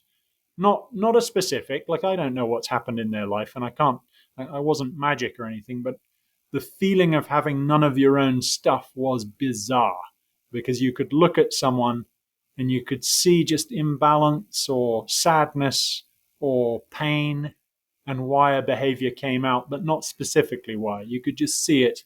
And then I'd walk away from it. And sometimes I'd cry, at a total jackass in the street who's been swearing at someone. And I'd walk away and I'd just feel everything associated with it. And it would be overwhelmingly sad because I know where that, or let's say I can perceive that I know where that's going into the future. To that person he was talking to in the car, to his kids, from his parents, from his grandparents, all the way through, and without consciousness of what it is in the moment, you're only passing it on, right? You Yeah, can't just say, so "Oh shit, interesting. what So did it I was like, do? Why didn't I so it was apologize?" like, Because if he came back a minute later and he said, "Dude, I behave like that all the time off the cuff. I'm so sorry. I don't, I shouldn't have said that." You can kind of rub it out a little bit because that person can say, that's lovely. He had the guts to spot his mistake and spot his anger and come back and say, I do not want to hurt you. I didn't want to threaten you. I just got pissed off, and I've got this kind of shit that I've got to turn around in time. Mhm. And it was a weird So experience. you and I want to explore that more. I have a bladder that's this big right now because I drink a lot of coffee. I can hit, I can hit pause, Yep, and that way the people watching can I just have a second use the bathroom real quick? you got it. I might use the Okay, same. so you're going to stay on. I've never hit pause on my thing before, but for the watchers, this is a new. So this is a risky click, but I'm going to click pause. All right. So you guys, we're back. We're back on. Sorry, I had to use the bathroom. And two, just know I'm sitting in my house, and so is you, and life happens around us. And the insulation guy called, and I had to give Miss Trisha, my lady, my phone and say, hey, when he comes, will you talk to him? And what I was just talking with Euan about was, once I came back, was that life happens around us, and that the goal of this podcast is to be transparent, real, devoid of agenda, except for one thing. And I know this is going to sound corny and flaky, but my life has changed, and my centralized focus is how can I act in a way that is positively beneficial to the people around me, and as a result of the people around me, to humanity. And so how can I embrace and embody kindness, gratitude, love, patience, things that I have a hard time with? I struggle to be kind all the time. And the reason I struggle to be kind is because I'm so busy. I'm very linear, and anything that takes me off that linear path, I get gruff with, and I lose my kindness, I lose my patience, I lose my loving, and I lose my gratitude all the fucking time. And to not have that be reflective on me as a man, and to not let those acts then define that I'm a piece of poo or a good man or anything else like that. I'm just those things in that moment. And I aspire to be better in that moment. And I aspire to have this podcast have the energetic agenda to positively affect me, my guests, and the people who listen to it, to become better human beings and to understand things on a deeper level, to do those things better. And not just this stuff, not just a spiritual leaning or a move towards that, but how do we become better stewards of animals? How do we, instead of just killing shit, how do we then become the artisans of hunting? How do we understand its deeper nuances and how it affects? And how do we share that experience with humanity who doesn't understand it? How do we more deeply understand death and the subject of death? Because death is this really large subject that is so totally humanity is disenfranchised or disconnected from the act of death, of both animal death and human death, because we have it done behind closed rooms. And done by other people, and we don't participate in the process of it.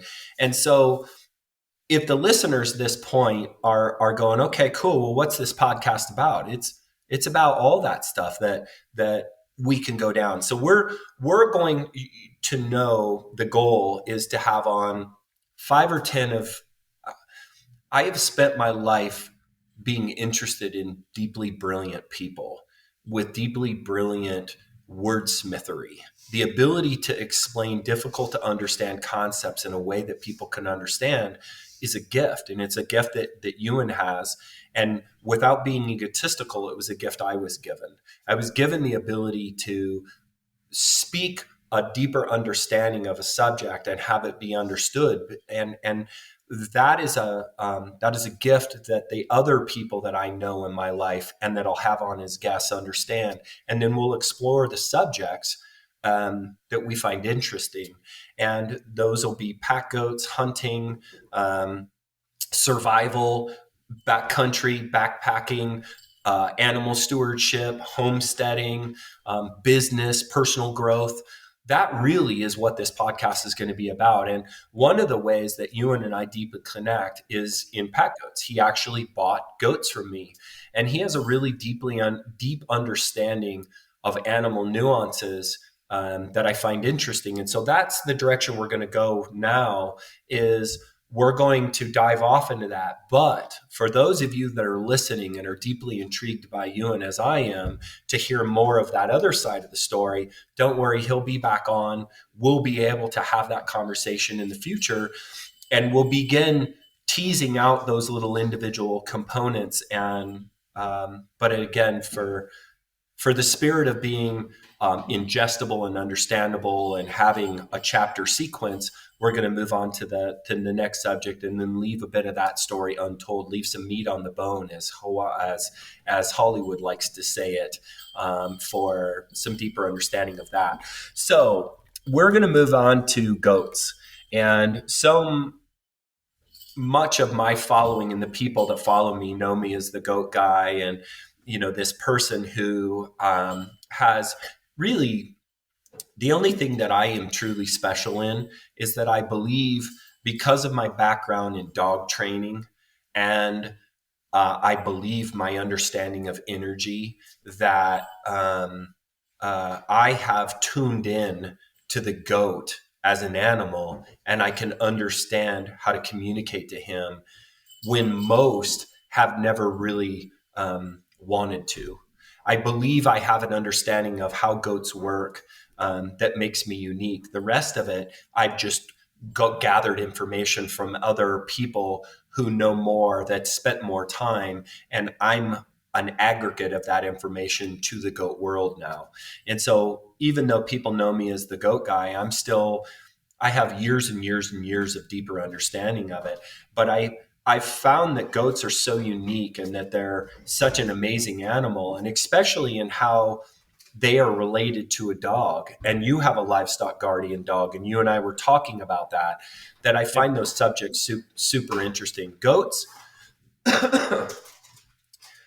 are like a dog in so many different ways, and they have this super uniqueness where they're not. And I find it incredibly Yeah. intriguing, because they don't have the maintenance of a dog, but they have the specialness of a goat, and the attention, and the whatever. But speak about how you have found your experience. Now, it's not like you're devoid of experience with goats. You've No, but had not goats. having them. My experience as a vet with goats is like, don't go see the goats, because goat owners are crazy. Goats, as a veterinarian, you don't know that much about unless you're specifically focused on it. So driving around the English countryside, if the receptionist picked up the phone and sent you to the goat farm, you're like, come on, man, send me to the cow, send me to the sheep, send me to something that I'm totally comfortable with, and I can Were get my you a teeth. large animal vet specializing in that, or were you? In Go ahead. England, I was, and then when I went to Chicago, I obviously switched over to companion animal, really just for practical reasons. It was probably more what I enjoyed because of my semi-agricultural background, or an exposure to agriculture as a kid. Um, yeah, it was more interesting. But owning goats, I'll add something to something you said, Mark, because you kind of list a bunch of your attributes as far as being able to recognize things in the goats. But I actually think that the fact that you know how to lead was one thing that was noticeable in the mountains. Like, they want to go with you. As in, you're recognized as a leader, not in a fearful way. You're just recognized as he's the guy at the head. He's going to look after things, and you can see that in the group, almost to a funny extent, because goats are so kind of derised, I think, because of historical reasons. Um, being the poor man's cow essentially is what they have been forever. They've been the animal on the crap land, the animal with the people who can't afford anything. So they've never really been elevated in any way. Although you would say that those abilities to digest all of those random things and keep people alive in tough times should probably be elevated. But the thing that you did miss, I think, is that, and I bet people who have hunted with you with your goats will not only see that you can lead because you can, do all the things related to hunting, but they will see that as as a in its own little biome with you and the goats, and they'll notice, the way you interact. And I did notice that. It was nice to notice, and it's another one of those kind of touchy subjects in modern life is leadership, dominance, things like that. They're difficult things to approach and discuss, but when they're being done well, you just have a sense of comfort about it. You can sit there and say, "Oh, this is comfortable. This guy's around his animals. He's kind, but they respect him, so it's under control. So I don't feel like it's in, mayhem." Um, so yeah, that was one thing you missed. But as far as Interesting. my experience with goats, um, I'm still in the baby stages. It's one of the things that you talk about, I think, in some of your YouTube videos is, how many of the people that are commenting in these videos have mature packing goats. And I'm in the beginning stages where I've got, oh, what will they be? Maybe 9 months old, maybe less than that, 7 or 8 month old, three males. And then I've got, because I kind of went crazy with it, I thought, I'm going to get a couple of females. So I got a couple of females. I've got a year-old female, or a year and a half, and then a 4 or 5 month when I got her. So she'll be about a 6 month old female, just because I want to now milk goats, because that's obviously something you do. So it has been quite the thing. I know that when you have a dog, you drop into the life of a dog owner. You take it out to the bathroom, you pick up after it, you give it affection, you enjoy, particularly through the years, you enjoy kind of developing something with the dog, I think, that might get richer and richer as they get older. Um, but the goats have been something funny. Even my kids, when we take them out to graze, it's obviously not grazing weather now, but when we take them out into we've got 10 acres of kind of forested, patchy woodland, and we graze them out there. And I worked it into my day. I thought, you know what, I'm going to work into my work day a patch of time where I take the goats out. And one of my sons cannot stop saying when he's looking at the goats, he's like, "Why is this so awesome to watch, Dad? I can't." And it's like he's he's like, "I could watch this all day. It's so enjoyable to be around." And it's like an unmeasurable. They've got an unmeasurable just floating over the top of them because they're They so do. I entertaining to call I watch. call it goat. I call it goat TV, right? Yeah, Like so I watchable. just there's something that's really super interesting about it, and it's not just you. It's been, because I'm in this collecting pot of information, is that any goat owner that only feeds their goat hay and then that's their eating interaction owes it to themselves to take them out into a brush patch and sit Yeah, amongst them and watch them forage. yeah, and A then move foraging, and watch them follow you, and you're like, "Wow, this right? is this is Yeah, unbelievable that I am actually part of it, whether I think I am or not." For a second you can drop out and watch, and then let's go over there, and then you realize, "Oh no, I'm part of this whole deal." And whether I like it or not, these things are attached, and they Mhm. are your responsibility, and it's kind of a nice feeling. It's and having kids in that same kind of deal, and spotting them asking honest questions, pretty much questions you're asking in your own head. Why am I in a forest looking at goats? It's like, what the heck am I doing here? But when the kids ask it, you realize why you're doing it. It's just there's something about it that really just connects you to your surroundings in a lovely Right. way. You notice the plants they're eating, the plants one of them prefers. Um, and then you notice which ones will wander off a little bit, which ones will stay close, which ones will come and check on you every now and again. And I can only say it's almost like a slow down button where you're in your life, you're taking kids to school, you're doing your stuff, you're working on something, and then it's a great way of just totally unwinding in a very Mm. short space of time. And I wouldn't have It's predicted that. That's not why I got them. Well, yeah, and I don't know how you are about, your working day, right? And here, hang on a second, Trisha, you have to be quiet, honey. I can hear every click of your spoon. I super love you. Yeah, thank you. Um, and your phone is dinging. Thanks. So the the part of that that is amazing to me is to pay attention to how enveloped I am in having what I would call a loud mind. It is so hard for me to stay singly tracked, right?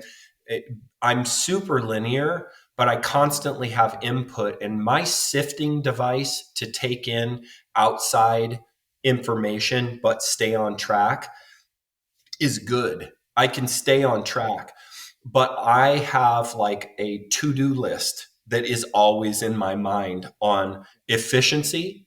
I'm super highly mindful of efficiency of every moment. Like, what am I doing that is in highest best purpose of right now and the most efficient process of doing that? Like, how am I creating efficiency in that way? And so when I'm with goats, I notice that there becomes far less linear thought and way more circular thought to being open to just paying attention to being shown what to do next. And Right. that's And really that's unique for me. that's even when you're going from one place to another. So Correct.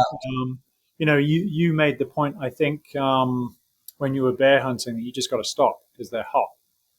And if you're just being focused and banging out miles and sweating and saying I'll drink when I get there, which can be a kind of an approach for someone if they're doing something by themselves with a pack on their back, um, you're not going to benefit those animals or your time with those animals or what you're trying to do with those animals. So you just are forced to take them into consideration, and taking them into consideration adds, I mean, silly things. You might just see things that you wouldn't have seen otherwise. You may find the rest yourself useful, and slows your mind down and lets you think about how you're going to set up something when you get there or something like that. It's just got this kind of ability to kind of, broaden the picture a little bit. It's nice. Yeah, it's an interesting thing that goats end up teaching me. And they also teach me like this really cool patience index because not unlike a sheep, they can be a frustrating animal sometimes to deal with Yeah, in in different ways. yeah, in different ways. Sheep are almost a problem because they're kind of innately like the village idiot that you have to deal with on occasion. They just do dumb things that aren't good for them or anyone Yeah, else. yeah, Goats, goats, frustratingness more comes because they're inquisitive and loving. So they're yeah, overly inquisitive, like, hey, what are you doing, Dad? And I'm trying to get this chore done in your pen, and you just keep getting in my way because you want to be right here. yeah, Right. And yeah, there's this just the other day, I made it a rule on the farm where, because we're driving to do chores now, I have yeah. You 27 got a wider goats and space. I have a different scale of operation, but I'm still trying to have an intimate relationship with my goats in that because I still need my packers to be bonded and to want to be near me to follow me through hell and back, right? I mean, Yeah, I'm going to push them physically to do things that are uncomfortable, and it's through the bonding that they're going to be willing to do that. And so for me, that happens at feeding time because that's my primary interaction with them on a daily basis. I'm a busy guy. It's not like I'm sitting in my pasture hanging out with my goats because I'm not. yes, yeah, Um, but I still need deep bonding. And so it is a new rule that I've kind of put out. And even my hired man and Trisha and myself, that I'm holding myself accountable. Before you drive into the pen, you park the truck with the hay in it, and then you walk through the gate and you make sure you lay hands on every single goat in the pasture before yeah, you feed, because yeah, then there's not the chaos. What ends up happening for me when I'm feeding is that I get into the rhythm of, I'm here to feed because I want to go back into the house because it's yeah. fucking cold and You've I got got to do something to this do. 2 times a day, and I Yeah, want to achieve my task. And so when I go out and take the time to lay my hands on each goat, touch them in their special way where they want to be, those little places. Every goat loves to be rubbed in different spots, and some of them like to be stroked like a cat, and some of them actually want to have their head held, and those yeah, different ways, and finding out that special way each goat needs loved. Then I go to every single one of them and I take my one that's shy and keeps trying to get away from me. And I kind of put him in a corner and I let him know you're going to get love for a long period of time. And I work on my problem children. And I end up spending about, I bet you I spend 4 minutes, four Yeah, minutes going through my herd and which is a giving while everybody love. actually. Yeah, Yeah, yeah. And the dividends of it is that every time dad or anybody comes into the pasture, there's this ritual of give, right? Not just of food, because when I'm feeding, it's like, get out of here, quit pulling hay out of my hands, quit getting in my way. What are you doing? yeah, You're pushing that goat. Blah, blah, blah, blah. All that energy is like irritated energy. But when I yeah, have the energy to go out and to be loving and to greet them, it's reinforcing that bonding, and it's been a really positive shift for me. And it's weird to me that I have to keep reminding myself to be in that place with my goats because I already know it. I just forget it because I get busy in life, which again is that same recurring chapter for me in life, that your busyness is what pulls you away from the greater things and the greater understandings and the greater gifts of kindness and love and understanding and all those different yeah. But things. a So lot of people have that kind of worky switch. Just get it done, move on, get that done, move on. I don't have the luxury of being able to keep a work list in my mind anymore, but I do have mm, a to do list in the same way. And focusing on that to do list only is fine for a couple of days, but without anything, let's say, making myself stop and spend some time with my kids. And then, let's say it was better weather than it is right now, my kids and the goats out, things like that. It makes my productive time, I think, a little better in its focus. I think a little bit more relaxed and therefore more efficient. So, not trying to think manically about getting it done and getting it done super quickly, just thinking about getting it done. What's the next step? What do I need to do? Do it. It seems to slow my mind down to a place where it can work actually a little bit better. I think mm, anyway. And right. I've also noticed I noticed an odd one. I've taken my kids several times up into the mountain. We're right kind of butted up against. They're probably, I don't know. They're not very big, like 4,000, 5,000 feet, and we're at about. Um, so you're looking at about 3,000 foot gain from the house if you just walk out of the house. And I've walked with the kids since they were young, and I know what their kind of boredom points are. But you take goats, and these kids can walk forever. And I mean, to the Mm, point where I'm tired, and I'm like, I'm feeling like maybe this is a time for me to retire and sit in a rocking chair. I took them out. The last time I took them out, it was a 3,400 foot gain, and it was 16 miles, and they were tired by the end of it. But but the fact that there's goats there, they're just wandering about, looking at flowers, talking to the goats, and I'm getting to the point where, like, this is a long walk. When are these kids going to drop? And when am I going to have to carry one of them because I just don't want to?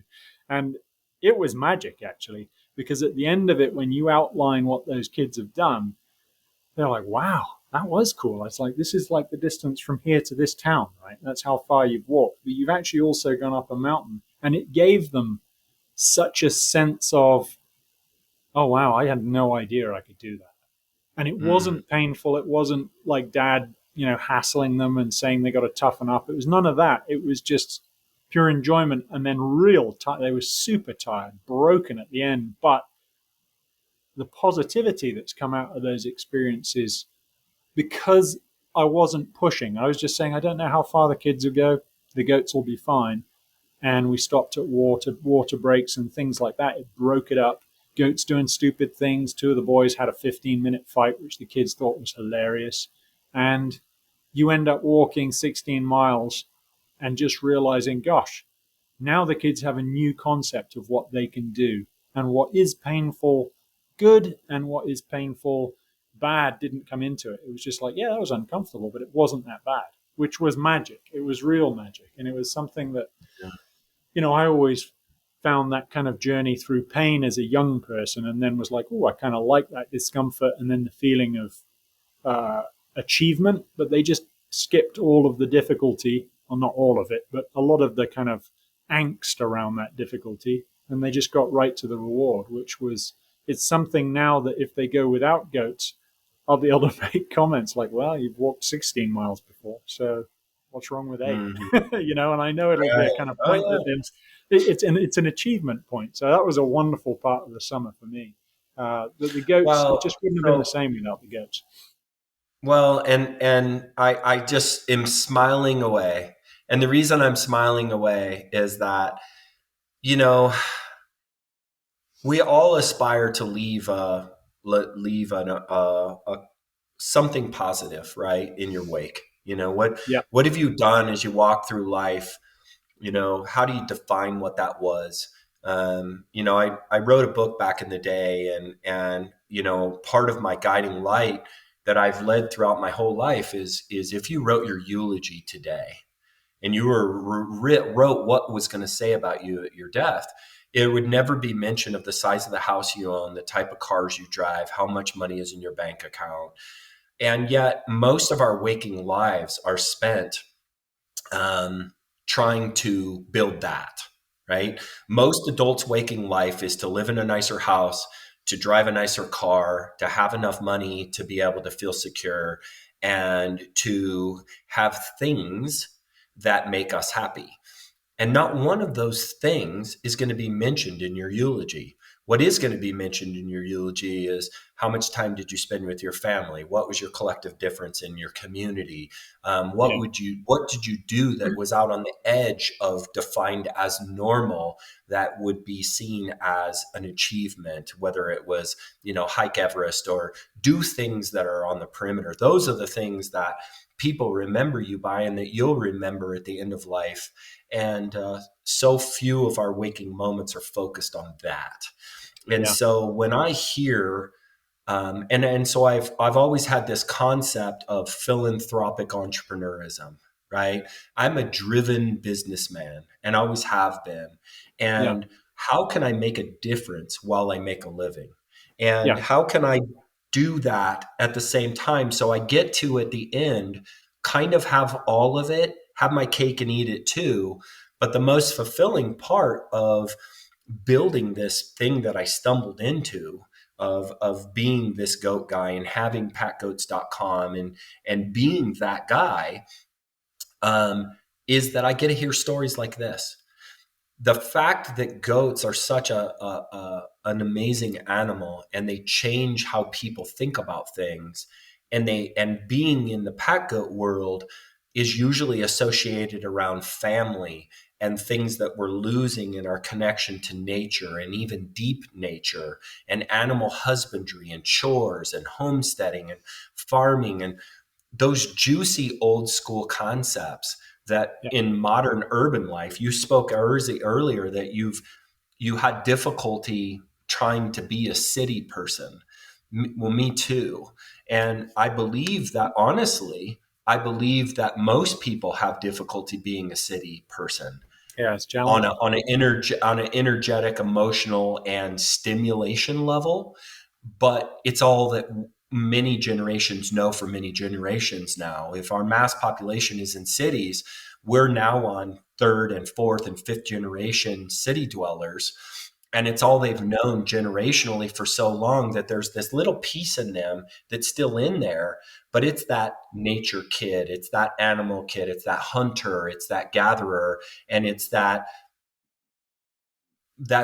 our natural essence that's inside that's been a bit squashed by our urban society that we've generated. And I believe that piece is still really alive, evidenced by some of the things that we find intriguing on TV. People are watching survival shows and Yes, hunting shows, and it's like it's come full circle. We've gotten so far away from where we were intended to be that now we're finding things like hunting and adventuring and survival as intriguing as, wow, I didn't even know people did that, right? I didn't yeah, even know that people have those skills. I know that yeah, that's a small sect, but my friend Mike Glover with Fieldcraft Survival, I mean, he has hundreds of thousands of followers just talking about preparedness. And that community right now is going, see, fucking told you.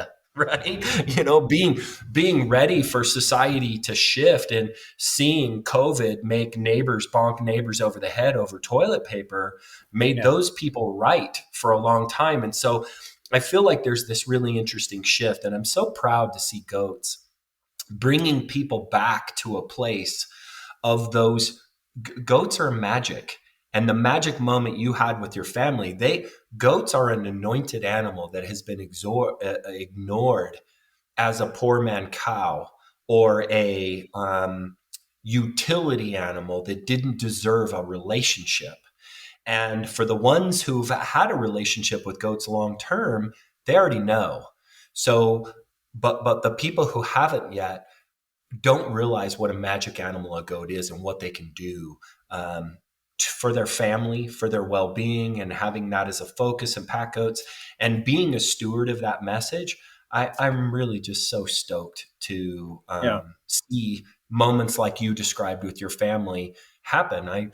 I feel so excited to know that I'm a part of, spreading that message and thought. And It's valuable, Mark. I think even just if I mention this piece of land, a cow's not living on it, Mark. I mean, a cow's getting nothing from it. The occasional patch of grass here and there, um, but from when it starts being green, if I just leave it a little bit to get some length, and let everything shoot, um, these goats, I don't think I fed them any forage until quite recently, probably 2 months ago, something like that. It's a green patch. They were just going out eating every day. Um, and I had a movable electric fence, so I would basically put them out there and I'd put the dog out with them. And so that opportunity for a family on this patch of land, it ain't there for a, it's not really there for a sheep. It's because, you just don't have the grassland. It's not there for a cow. And you're kind of, if you want an agricultural experience, I was trapped into it on crappy land, but being trapped into it would have been a great experience. It just so happened that I kind of sought them out for kind of their packing abilities, and that was an aside. And now I've got, kids going out to bring them hay, kids learning various things, being there when they're castrated, being there when their hoofs are trimmed. The kids tried to clean all their sheltered area with a hose the other day. I'm like, hey guys, let's talk about wet feet.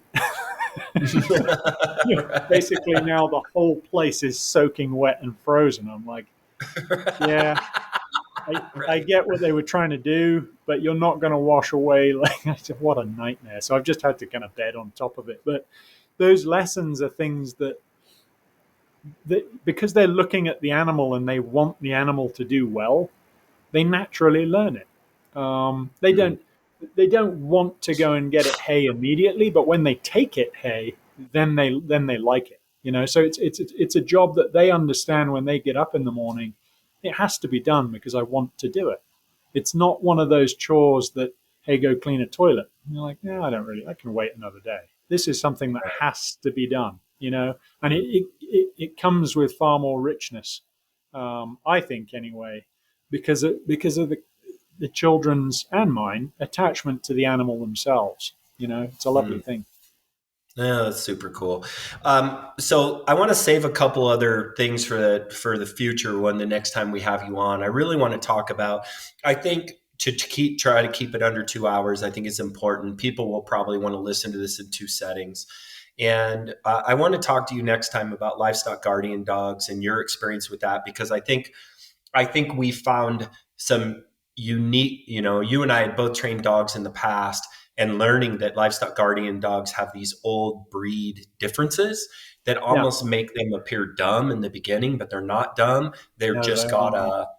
yeah, they are not. They have a deeper understanding of things, and almost looking at it from an elevated place of why do I need to do that? That's inefficient. I Yeah, already know my job place, yeah. right? And So when you things look at like it from their historic job point of view, why would they have to know that?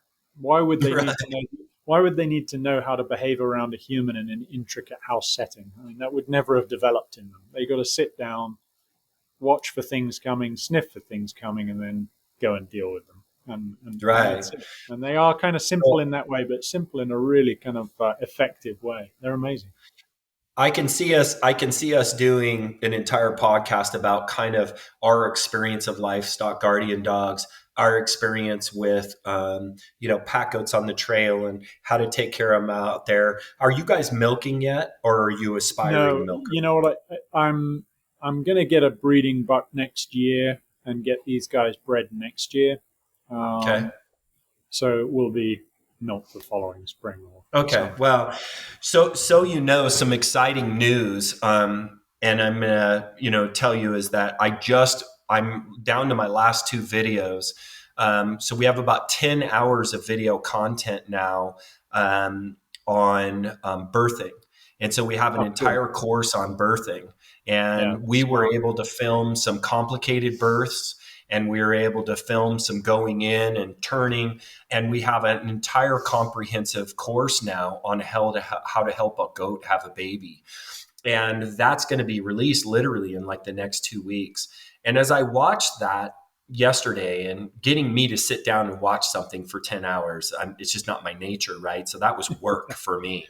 But the whole time I watched it, I was so excited to think how many times during the birthing process with goats, and I've helped probably, I'm guessing 70 to 80 does now have babies. And Yeah, I had a really lucky experience for the first, I've been helping goats have babies now for, this will be my seventh birthing season, kidding season. So six yeah, years. Um, in those 6 years, I've really had basically no complications, minor ones, fishing a leg, stuffing like that, yeah, until this last year. And this last year, out of 9 does, we had 7 sets of triplets. And because of that and the nutritional needs of that, we had some lazy birthers. We had some lazy does that I probably didn't quite take care of nutritionally as well as I needed to, that were trying to build triplets inside of them. So they were weakened going into the later stages of pregnancy, and you had tangled everything happening that involves with yeah. triplets. And so I was in fishing, I had to go in on 6 different does up to my Wow, elbow and help to get babies out and reverse orders. And I had that's I fun. had breech with legs in, where the first thing that presented was a tail, and Yeah, all and kinds of different that is complicated stuff.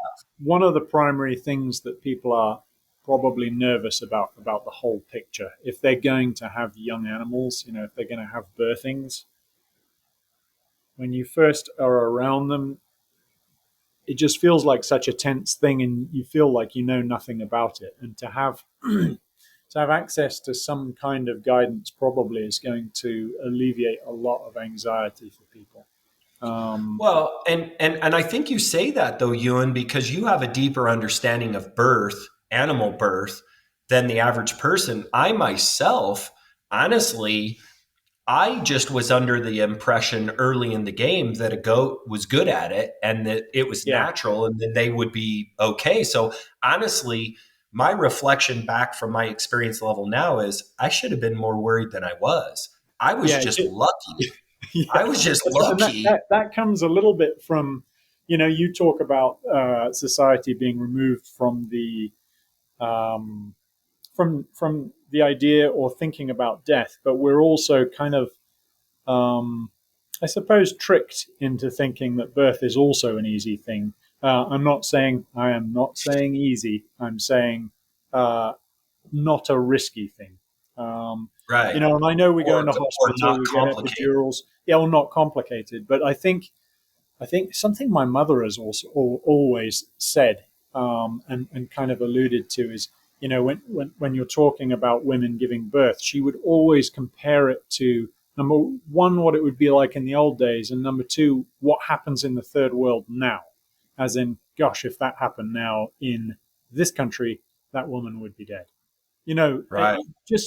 And I don't know why she does that. Maybe it's because she comes from a farm, or just she does it out of habit because she thinks that. I don't know, but it is something we're slightly removed from, because we have so many things that can save a dire situation, and often, not always, women are in that facility when it happens. So we just don't see the numbers of awful situations that, frankly, we probably would do if we were just, you know, wandering about in tents.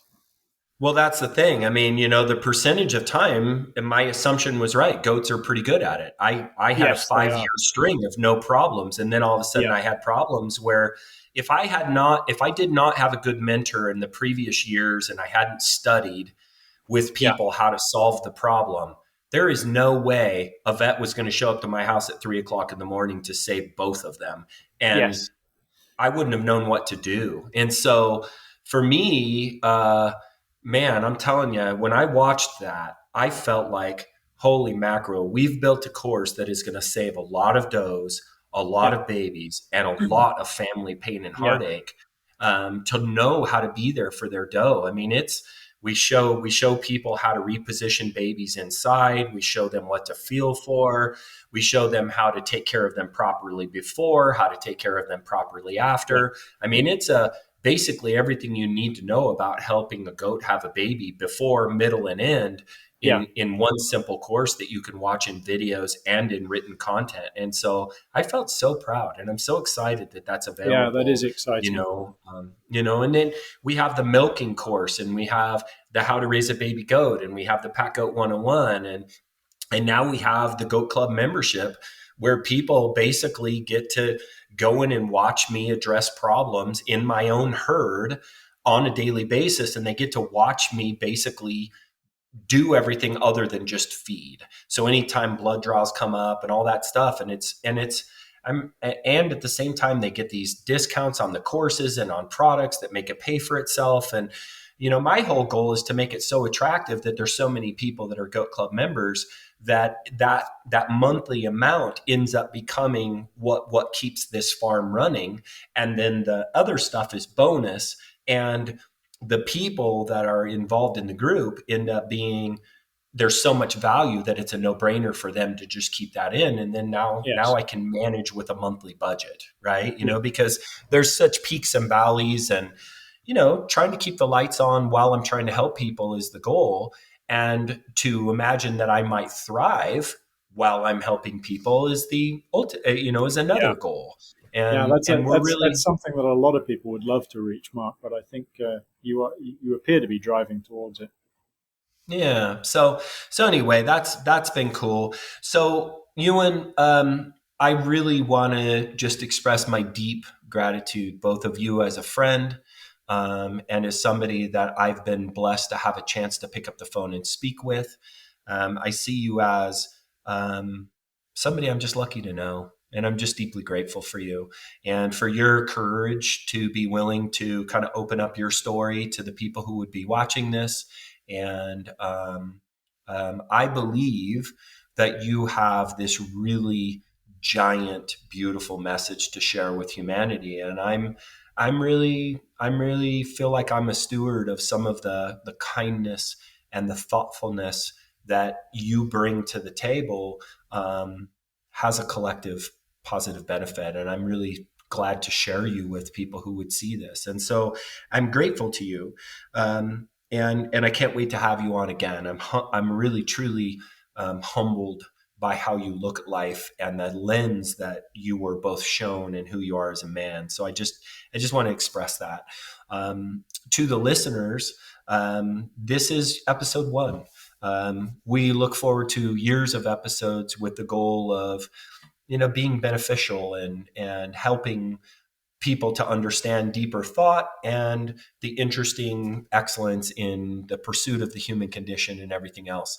So remember, on a kind of where you can find me, anything that you Google that would be the Goat Guy or Marc Warnke or anything to do with pack goats, you can find me. The companies that I own, that we help to grow, are the following. It's PackGoats.com. It is TopEndAdventures.com, which is a hunt consulting firm where I help people to go on hunting adventures, both domestically and around the world. And then we are launching a new company, Ewan, that you're not familiar with. It might be kind of fun because you are a newer hunter, is that I cannot stop having the message that I have to launch this company. And I launched it pre-COVID. And then when COVID came and the whole thing shit the bed and everybody stopped doing what they were doing. And so it halted that. And I'm finally bringing that back onto the table now. And I certainly don't have time for more things. So I'm trying to synergize with a key employee and finding that right personality that's going to be able to perpetuate it forward. But it's called Hunting University. And Hunting University is an attempt to try to take this contingent of these people that live in the city or otherwise that have no mentorship capability because they know nobody who hunts. I've ran a couple of courses on this just out of request, and we have a full curriculum and everything. And we do 3-day live events where people come out to a ranch I've leased in Texas, and they hunt a doe and a hog, and they learn how to butcher their own meat. They learn how to Very good. sneak. They learn how to shoot, and they learn the art of hunting from a heartfelt human. And both my Yeah. instructors and myself have the agenda to be not a tough guy, raise my hand, look at I just killed shit, but more of a reverence for the act of participation as a predator and in leading life in that way. And that's what we're aspiring to do is to teach people the next level of hunting, not only in person in an in-person course, because that's not cheap. I mean, to lease the ranches and to buy the animals and because you pay landowners per animal you take and lodge and hire the proper instructors, all that's expensive. Those courses are like $3,000 per person. Yeah. But that's just what it is. But then also to have an online course for the people who can't afford that, because we're getting so good at building courses, we can then build a step-by-step course that people can get that will be more in the $300 range, that'll teach them everything they need to know to go from I've never even shot a gun before to, hey, I want to, go and hunt an animal and know how to gut it and pack it out in the field. And how does that apply to my area? And how do I set a tree stand? And how do I blind hunt? And how do I sneak? And how do I shoot a bow? And how do I sight in? And just all those things that are the basics of hunting that you need to know. But if you don't have somebody who can teach you, how do you learn? And that doesn't exist in today's world. That product is unavailable for somebody looking for that information. So that's the next company. And so you can find me on myhuntinguniversity.com, which is a brand new website and is still in the process of being built. And you can find me on PackGoats.com and Top End Adventures, and of course all the YouTube channels and all that stuff as well. So Euan, thank you so much for being on. I so greatly Thank you. appreciate it. Any final words or things or thoughts or things that you want to say before we sign off? No, I don't think so. I think it's the only thing I need to express is just gratitude for meeting you and spending time with you and Trish in the mountains. I've thought about it. The memories come up kind of randomly, and I think about it as I'm working, and I've just enjoyed the conversations. I've enjoyed your openness and your lack of fear in discussing some things that are sometimes a little difficult to discuss. It's quite refreshing. Mm. Well, thanks for saying so. Well, thanks for being on, and we'll be posting this here soon. I think I don't really have a plan necessarily, but we'll certainly clue you in when it's on. And this is our first one, so we'll see how she goes. Thanks so much. I really appreciate you. Take care. All right. Bye-bye. Bye.